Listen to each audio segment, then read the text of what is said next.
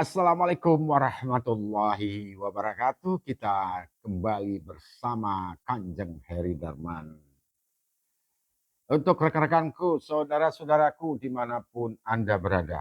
Di saat ini kita melihat di media, baik media sosial, cetak, online, segenap media, hiruk pikuk.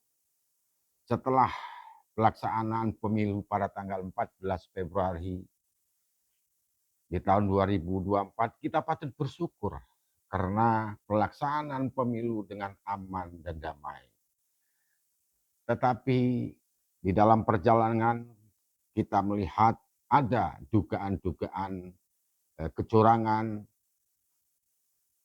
yang diduga dilakukan oleh 02, oleh baik kecurangan di 02. Nah, tentu kecurangan ini perlulah dibuktikan. Karena siapa yang mendalilkan ada kecurangan, dan dia juga mendalilkan harus bisa membuktikan, yaitu tentu ada ranahnya. Nah, sekiranya kecurangan itu diduga di Pilpres, nah untuk saat ini tentu pada umumnya itu dilakukan jika ada dugaan kecurangan di MK. Nah, tetapi di tahun 2024 ini ada calon presiden yaitu dari 03 menyampaikan untuk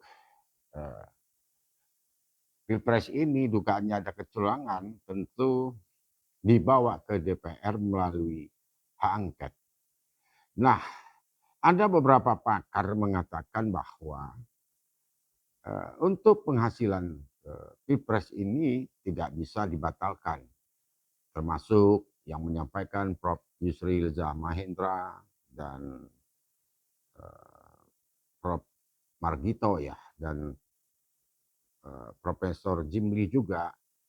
Nah, tentu di dalam hal ini perlu kehati-hatian untuk terutama elit-elit politik jangan sampai mengganggu di tingkat bawah, terutama keamanan negara kesatuan Republik Indonesia yang saat ini dalam keadaan tenang, damai.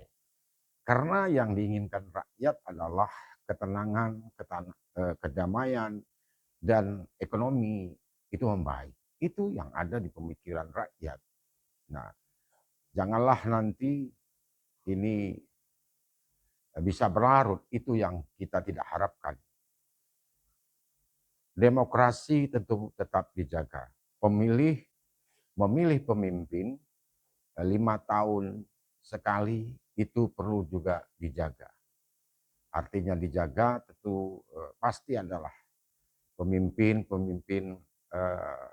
ada di Indonesia ini, putra-putra terbaik Indonesia tentu yang akan menjadi pemimpin. Nah, di dalam perjalanan terjadi konflik, tentu haruslah kita selesaikan dengan seadil-adilnya. Ya, contohnya karena hukum, kalau tidak bisa dilakukan dengan secara musyawarah ataupun mediasi, ya kita bawa ke ranah pengadilan. Yang paling penting adalah tidak mengganggu keamanan masyarakat di dalam perjalanan dan juga berusaha, dan untuk anak-anak sekolah dan juga yang mau ngantor dan dalam perjalanan. Nah, ini yang kita tidak inginkan. Silakan elit-elit politik, ya kan, yang beradu argumentasi sesuai dengan keilmuan masing-masing. Yang kita harapkan, jangan mengajak masyarakat terprovokasi. Ini yang tidak baik, yang harus kita hindarkan. Jangan sampai terjadi benturan antara masyarakat dengan masyarakat yang lain. Ini harus diantisipasi oleh elit-elit politik. Harus kita jaga ini. Karena apa? Pemilu kita pada tanggal 14, kita lihat semua rakyat Indonesia berbondong-bondong meninggalkan pekerjaan, ya kan, ke TPS masing-masing. Dan ini juga dipuji oleh negara luar bahwa Indonesia sudah menjalankan demokrasi yang terbuka. Nah, ini patutlah kita jaga kepada elit-elit politik, ya kan? Salurkan kalau memang ada dugaan kecurangan di dalam Pilpres ini. Nah, bagaimana kalau sekiranya ini apakah hasil pileg juga harus juga dibatalkan? Nah, ini juga menjadi pertimbangan. Dan ini juga menjadi perbincangan di masyarakat bawah. Nah, bagaimana dengan pilegnya? Kalau seandainya Pilpres itu misalkan terjadi kecurangan. Nah, bagaimana dengan pilegnya? Nah, ini juga harus mempertimbangkan. Tadi saya katakan, jika ada 03, 01,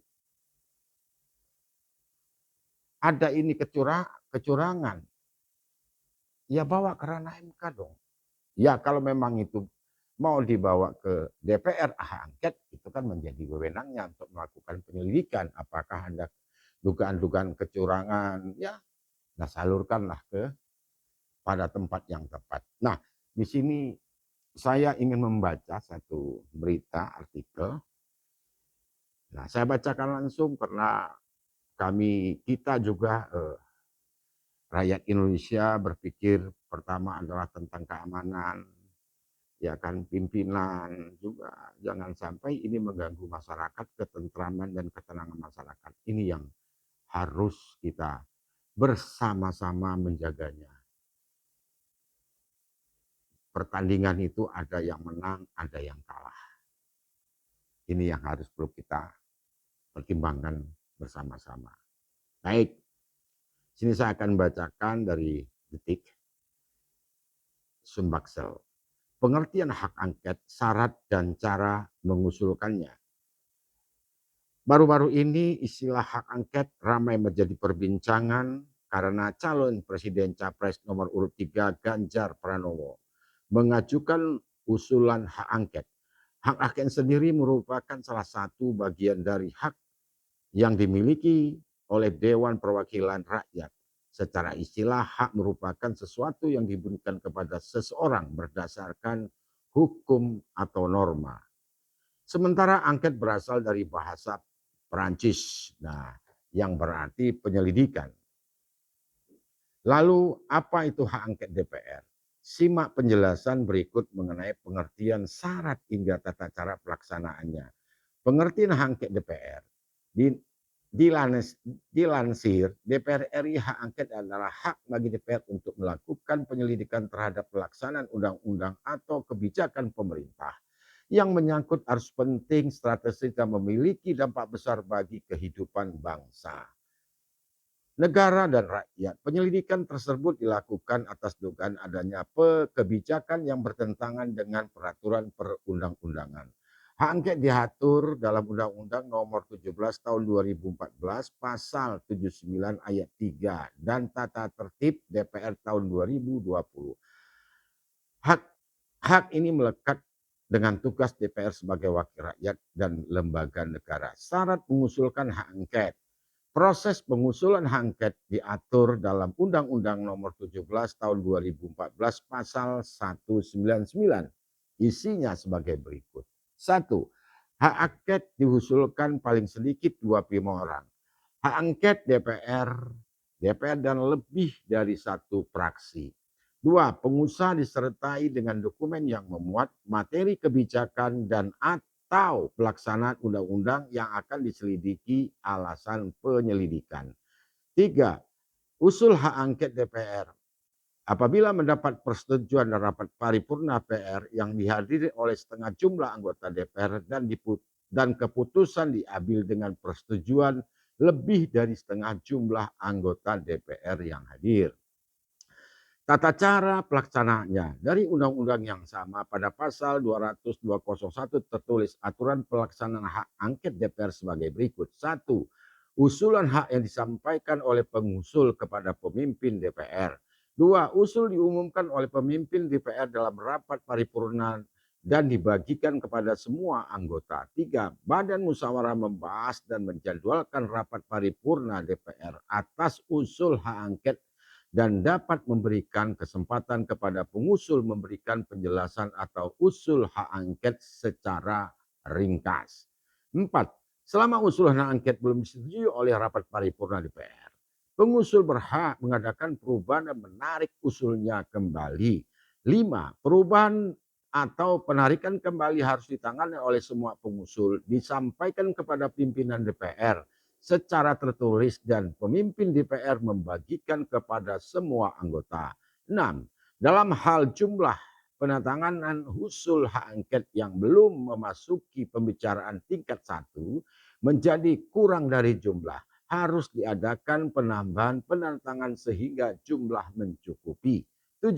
Dalam hal terjadi pengunduran diri penandatangan usul hak sebelum dan pada saat rapat paripurna yang telah dijadwalkan oleh badan musyawarah yang berakibat terhadap jumlah penandatanganan tidak mencukupi, ketua rapat paripurna mengumumkan pengunduran diri tersebut dan acara rapat paripurna untuk itu dapat ditunda dan atau dilanjutkan sejumlah